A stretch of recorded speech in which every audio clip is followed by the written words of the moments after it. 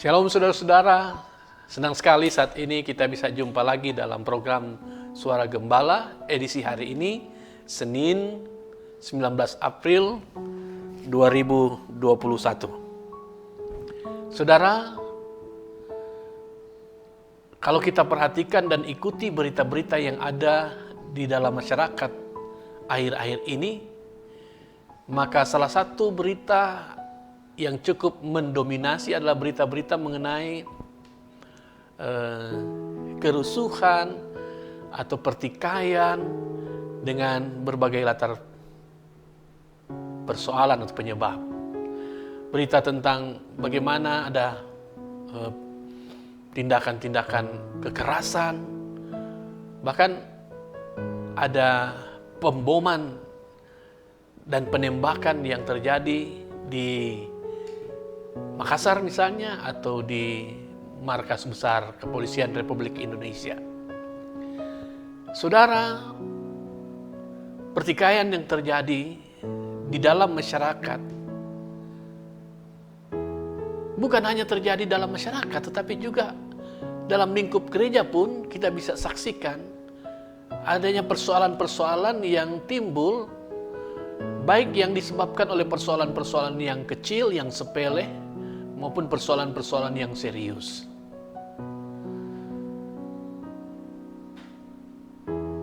Mengapa ini semua terjadi, saudara?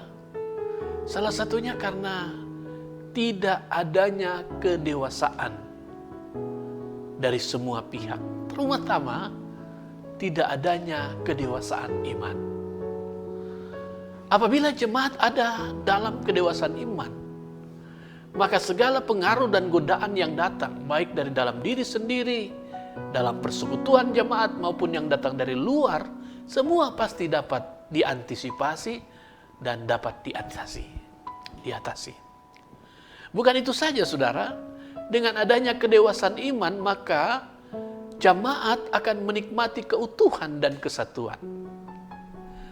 Dan keutuhan serta kesatuan ini penting, saudara-saudara, karena seperti ungkapan yang berkata, bersatu kita teguh, bercerai kita runtuh. Jika jemaat memiliki keutuhan dan kesatuan, jika jemaat ada dalam keutuhan dan kesatuan, maka jemaat akan memiliki kekuatan dan kemampuan yang besar menghadapi segala tantangan, tetapi juga melakukan hal-hal yang besar. Pertanyaan sekarang adalah, apa tanda-tanda kedewasaan iman itu? Yang pertama, tanda-tanda kedewasaan itu adalah ketika kita tidak hanya mementingkan kepentingan diri kita sendiri, tapi juga bagaimana kita bisa melihat dan memikirkan kepentingan orang lain juga.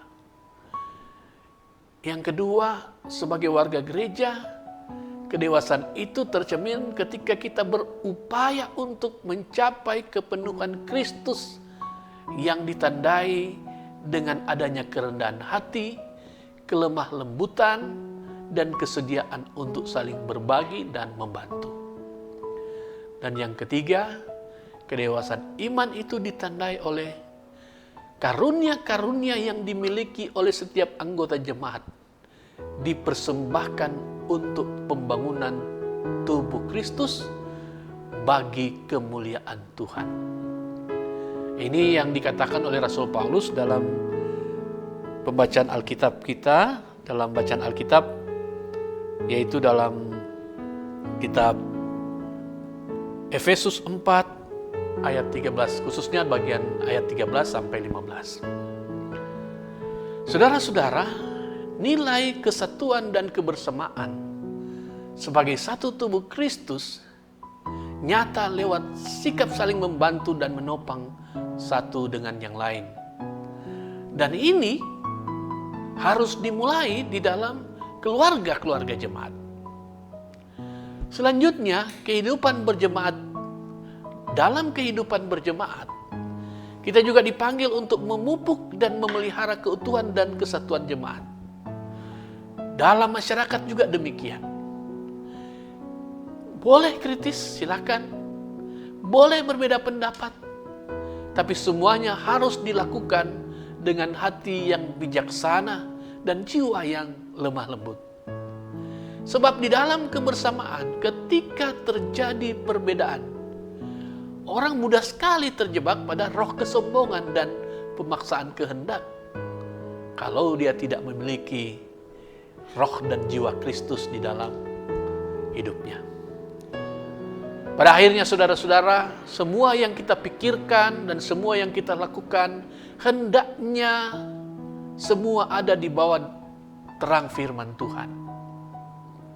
Sehingga kita bisa menilai apakah yang kita lakukan telah sesuai dengan kehendak Kristus atau tidak.